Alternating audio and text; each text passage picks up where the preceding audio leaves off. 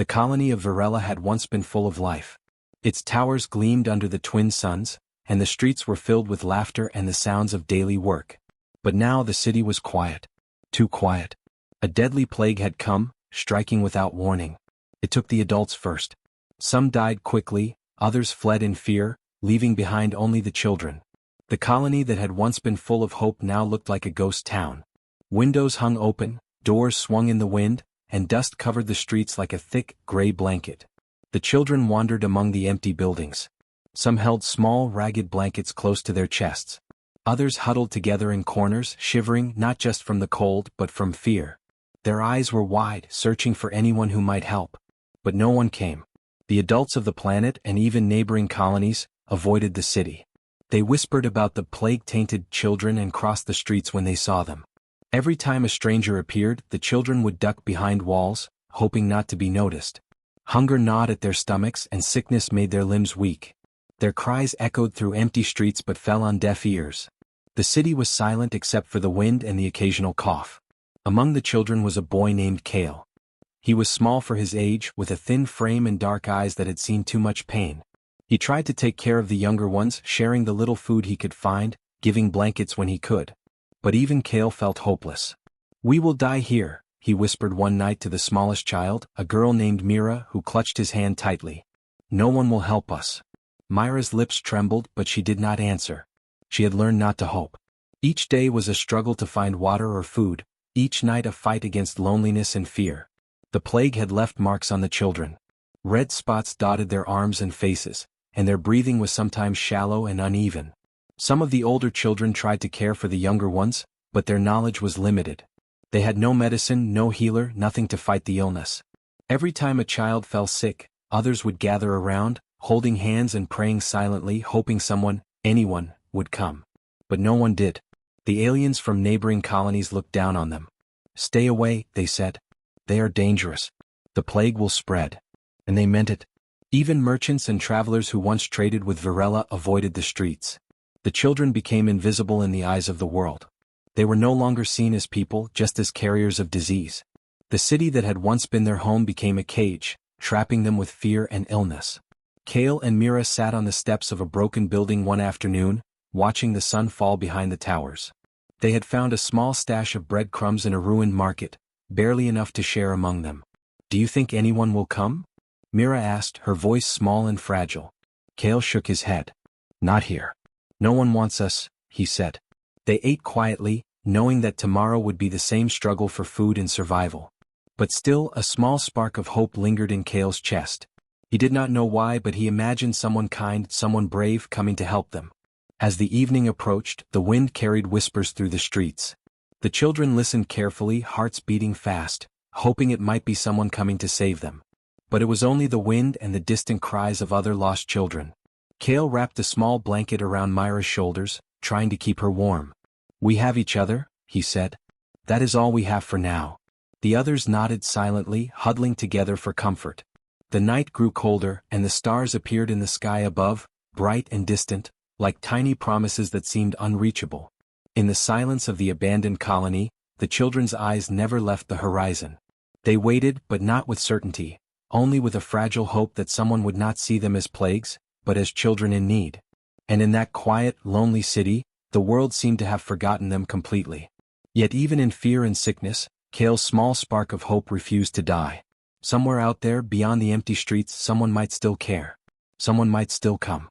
And as the children slept that night, holding each other for warmth and comfort, the cold wind whispered through the broken buildings, carrying the unspoken wish of every orphan in the abandoned colony, that they would not be alone forever. The day the human doctor arrived, the sky over Varela was pale and hazy.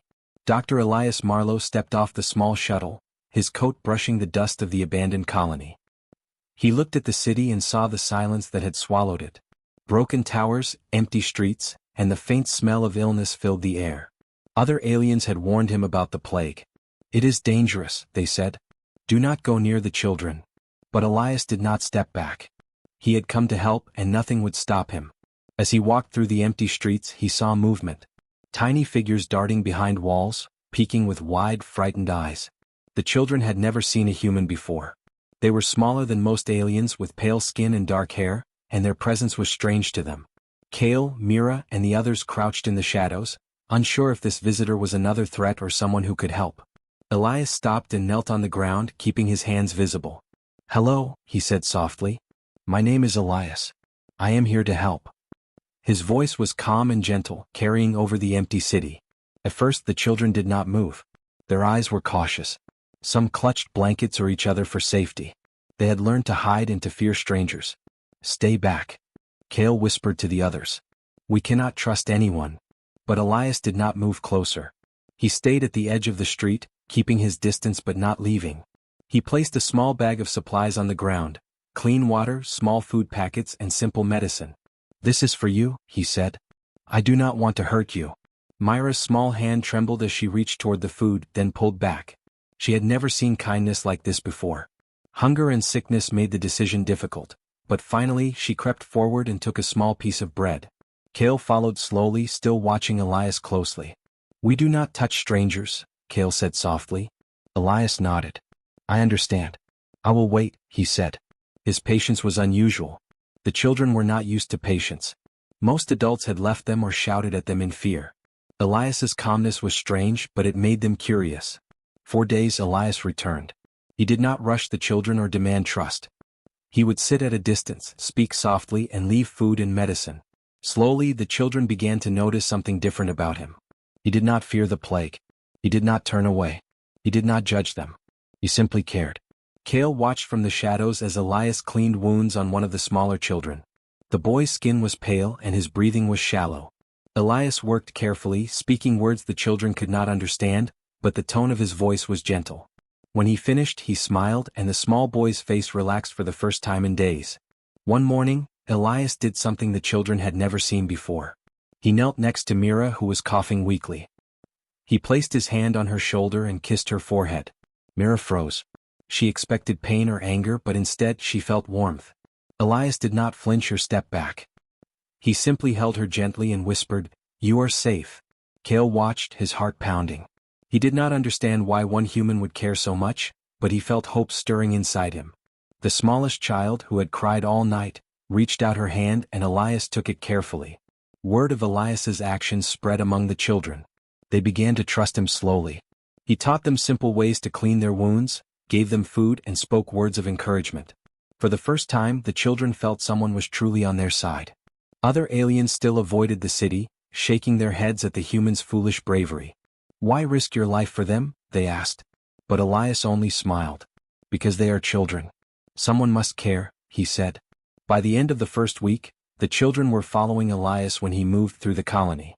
They were still cautious, still fearful, but curiosity and trust were growing. He had become their quiet protector, the first person in a long time to show them that not all beings would abandon them. Kale noticed a change in the group.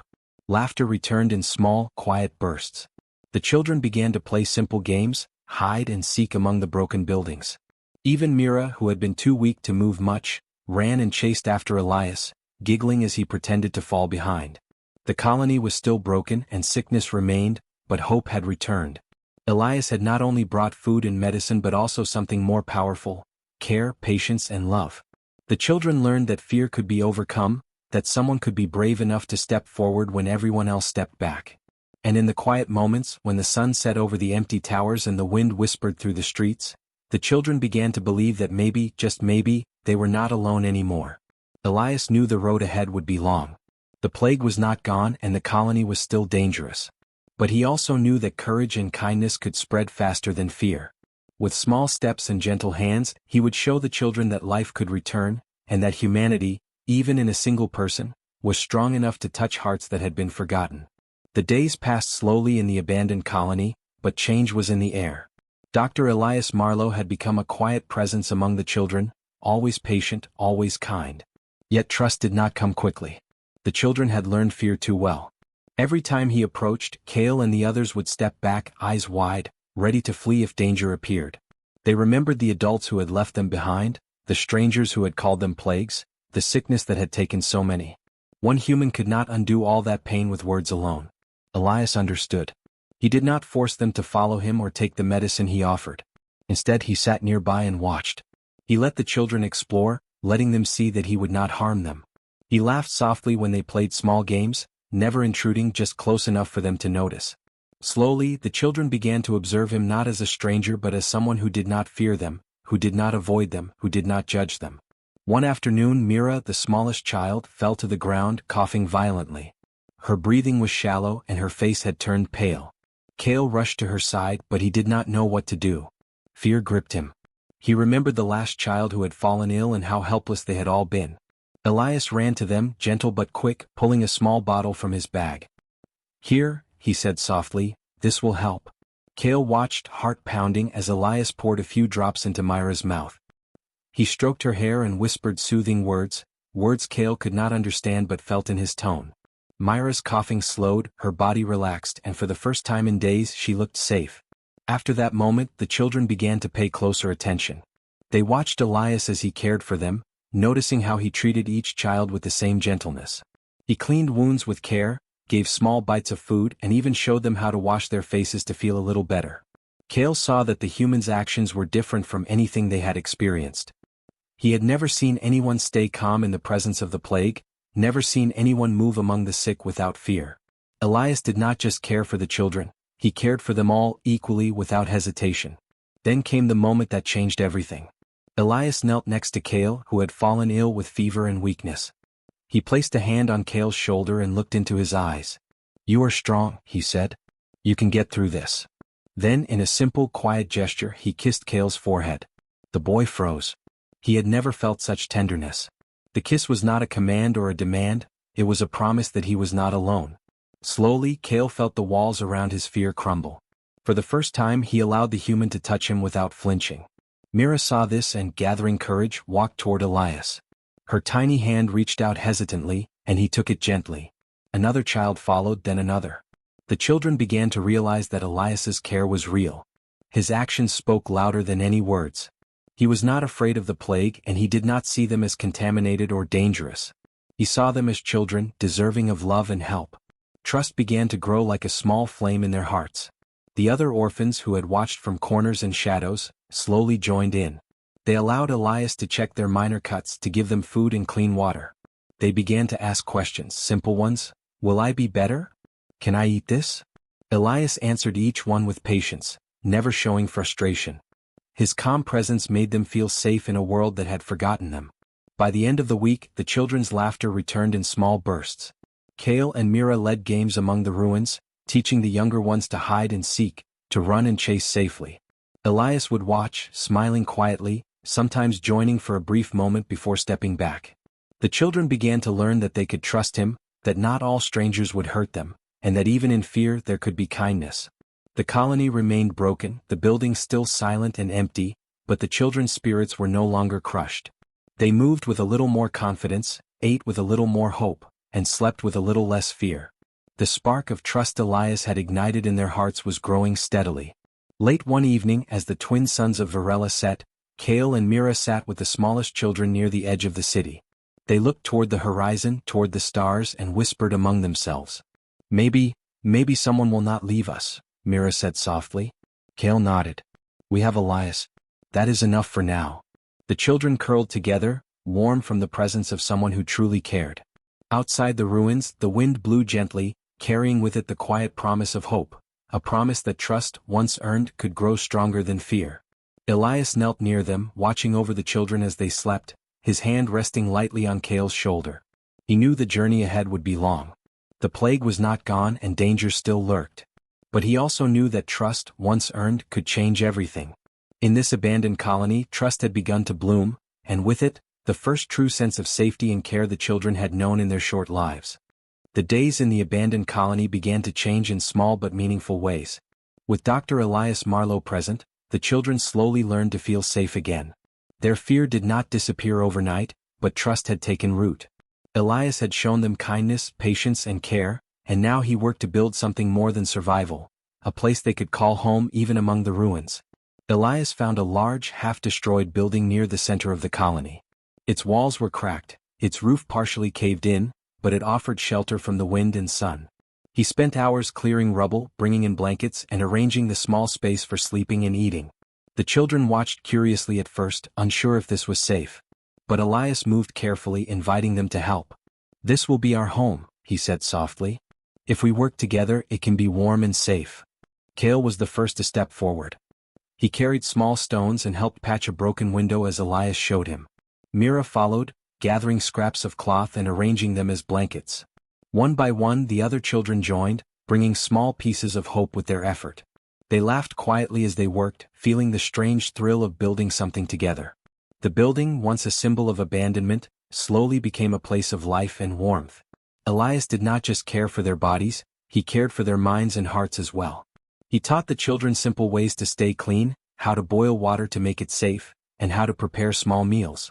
He explained the basics of health, showing them how medicine could help and how wounds could heal if treated properly. The children listened closely, absorbing every word, amazed by the humans' knowledge. "Why are you helping us?" Kale asked one day, while Elias patched a scrape on Myra's arm. Elias paused and smiled. "Because you are children," he said. "Someone has to care. That is enough reason."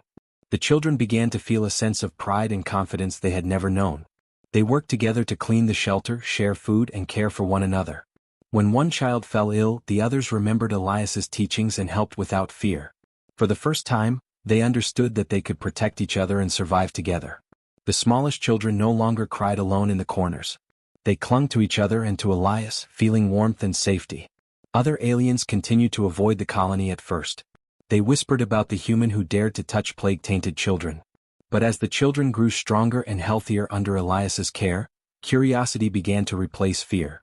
Some aliens stopped at the edges of the colony, watching in silence as the human and children moved among the ruins. They saw laughter return, tiny hands holding food, and wounds being cleaned with care. Slowly they began to understand what Elias had already known: humanity could act in ways that others would not dare. One evening, Kale gathered the children in the shelter. "Look," he said, pointing to the small window where the twin suns were setting. "We are alive. We are here together. Elias helped us." Mira nodded, her dark eyes bright with hope. "We are not alone anymore," she whispered.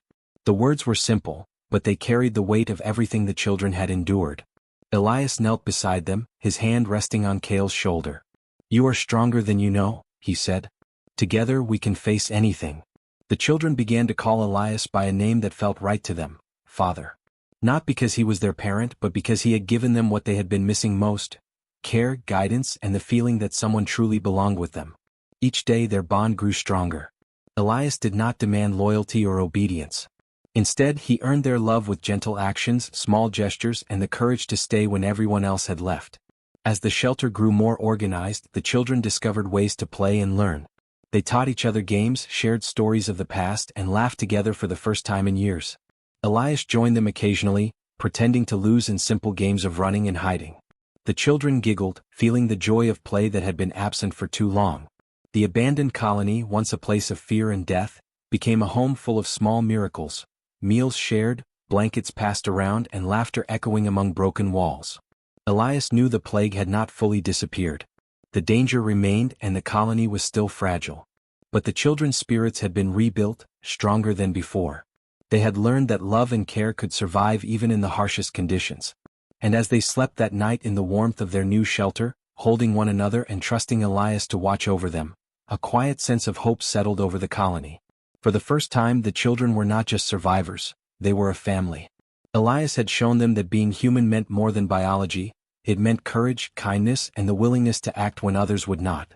In the ruins of Varela, the abandoned colony became alive again, not because of walls or buildings, but because of the heart and care of one human doctor who refused to turn away. The children had found a home, and with it, they had found hope. The months passed, and the abandoned colony of Varela transformed slowly but surely. The children grew stronger, healthier, and braver under Dr. Elias Marlowe's care. The plague had taken much from them, but it could not take their newfound hope, nor the courage they had learned from him. Every scar, every cough, and every tear reminded them of the past, but they now carried the promise of the future. Elias continued his work tirelessly. Each morning he walked among the children, checking on the sick, preparing meals, and teaching them small lessons about health and survival. The smallest ones clung to his hands while the older children helped the younger. Kale had become a leader in his own right, guiding the group with careful attention and patience he had learned from Elias. Myra's laughter filled the shelter daily, and her courage inspired the others. Slowly the abandoned colony became a place of life, laughter, and learning, a home reborn from ruins. Other aliens began to take notice. Travelers who once avoided the city out of fear now paused at the edges, observing quietly. They had heard rumors of a human who dared to touch plague-tainted children and refused to leave. Some were skeptical, but many could not deny the change they saw. The children were thriving, playing, and learning. The smallest ones were no longer weak and trembling. They ran across the ruins with strength and joy. The colony streets, once silent and fearful, echoed with laughter and conversation. Elias's example was proving that courage and care could inspire others to act, even when fear seemed stronger than hope. One evening, Kale approached Elias as the twin suns dipped below the horizon. "Father," he said softly, "do you think the world can be kind like you?" Elias looked at him and smiled. "The world can be kind," he said. "Sometimes it takes only one person to show it. That person's courage can grow into something much bigger." Kale nodded slowly, feeling the truth of those words. He had seen it with his own eyes, the way care could heal not only the body but the spirit. As the days continued, Elias began organizing lessons for the children, teaching them reading, basic mathematics, and simple science. He showed them how to purify water, how to prepare food safely, and how to care for each other. The children listened eagerly, absorbing knowledge like dry soil drinking rain. Elias encouraged questions, and no matter how small or curious, he answered them with patience and respect. Each answer was a lesson not just in knowledge but in humanity, how to treat others, how to act bravely, and how to care when no one else would. The colony's transformation did not go unnoticed. Other aliens began to cautiously approach, offering small supplies or words of encouragement. Some were still hesitant, but Elias's actions had shown that trust and care could change fear into cooperation. Slowly, the abandoned city became a hub of shared humanity, a place where differences mattered less than courage and kindness. And at the center of it all was Elias, the human who had refused to turn away. One morning, a group of older children ran toward Elias, carrying freshly picked fruit from nearby trees. "Look what we found," they shouted. Elias knelt to examine the fruit, smiling broadly. "Excellent," he said. "You see? You are learning to care for yourselves and each other. This is what being strong really means." The children beamed, proud of their accomplishments. They had begun to understand that strength was not only in muscles or speed, but in courage, compassion, and teamwork. As the months turned to a year, the colony was unrecognizable from the place Elias had first entered. The shelter was now a proper home, with blankets, clean water, and organized spaces for play and learning. The children had grown in body and spirit. They laughed freely, helped each other willingly, and carried Elias's lessons in their hearts. The colony was alive, vibrant, and safe, not because of walls or technology but because of care, bravery, and the persistence of one human who had refused to abandon those in need. On a quiet evening, Kale and Mira stood with the smallest children at the top of a hill overlooking the colony. The twin suns painted the sky in shades of orange and gold. Kale took a deep breath. "We are alive," he said. "We have a home and we have Elias. We are not alone." Mira nodded, her eyes reflecting the warm light. "Because he stayed, we can be happy again," she whispered. The children held hands, feeling the bond of family and the strength of humanity alive in their hearts. Elias stood nearby, watching the children in silence. He knew the plague might return one day, that challenges would continue, and that the galaxy was full of dangers. But he also knew something stronger than fear or disease had taken root: courage, compassion, and the power of one person to make a difference. The children were no longer victims of circumstance. They were survivors, leaders, and teachers themselves. Humanity, through Elias, had left an unforgettable mark. And so, in the abandoned colony that had once been full of silence and sorrow, life flourished. The children laughed, learned, and loved, carrying the lessons of care and courage forward. Elias's act of bravery, touching and kissing the foreheads of the plague orphans, had done more than save lives. It had reminded an entire world that true strength lies not in fear, weapons, or power, but in the willingness to act with kindness when no one else will.